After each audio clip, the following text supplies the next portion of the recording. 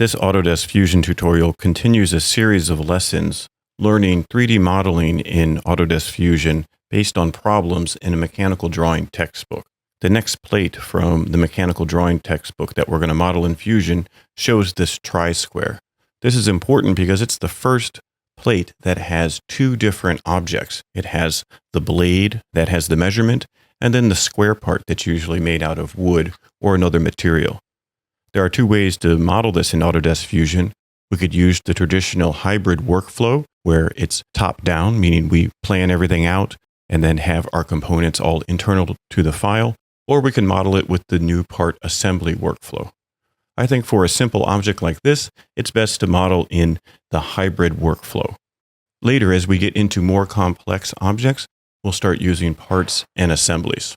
To make sure that you're in the hybrid workflow, select Document Settings, then it'll say Part Design. Select this pencil, and then make sure that you select Hybrid, and then Convert. Once we're in Hybrid Workspace, we have to remember rule number 1 in Autodesk Fusion, create a component. If you click the Create menu, you'll notice that there's no Create Component. That means that we have to right-click on the top-level component and select New Component. Then in Fusion's rule number 1, we say Label the component. I'll label this blade. Looking at the tri-square, we can see the dimensions of the blade. It's 1 by 3/8 of an inch by 7 3/8 of an inch. Back in Fusion, I'll create a sketch, select this plane, and then I'm going to create a center point rectangle. Click on the origin, then drag out the rectangle. I can type right here 1 3/8 in, then press Tab, 7 3/8 in, then press Enter. I now have the sketch that is fully constrained. We can confirm that by twirling out the component, then twirling out the sketches and seeing that red padlock. I'm going to finish the sketch, select Extrude. This blade happens to be 1/16 of an inch thick, so we're going to extrude symmetrically by 1/32 times 1 in and press Enter.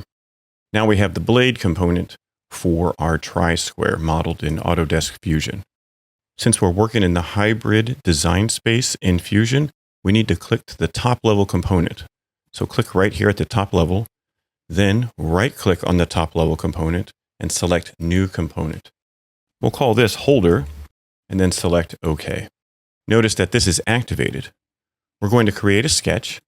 I'm still going to click this origin plane. It's always best to reference things that won't change. So this plane will always be here. Then, since I'm in hybrid design in Fusion, I can press P to project, and then I can project this face of the blade in.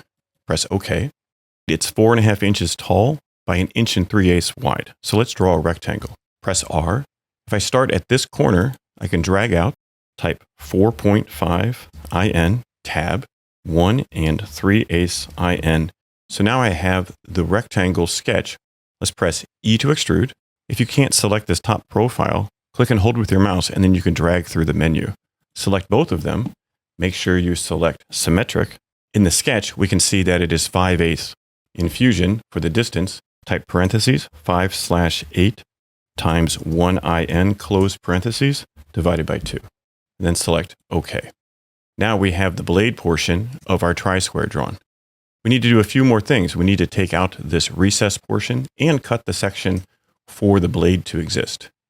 Let's do the blade section first. Select Create Sketch, select the back plane of this holder, press P to project, and we want to project in this form here. We can use the body selection filter to make it simple, and then just click the whole thing, press OK. Then press E to extrude. We'll select this face. The extent type will be to object. Select this back face. This is something you need to be careful about if you're using the hybrid workflow in Fusion. It'll cut through both things. So we need to select which objects to cut. We don't want it to cut the blade. We just want it to cut through the holder. Press OK. And so now that's cut through and it's finished. Lastly, let's go ahead and add in this recess portion. We'll make a sketch right on the face of this. Looking at the sketch, we can see that the border is 3/16 of an inch and the chamfer is 60 degrees. We can use the offset tool to offset 3/16 of an inch. Type -3/16 times 1 in. we need to type the times 1in because Fusion doesn't let you use a fraction and then a unit.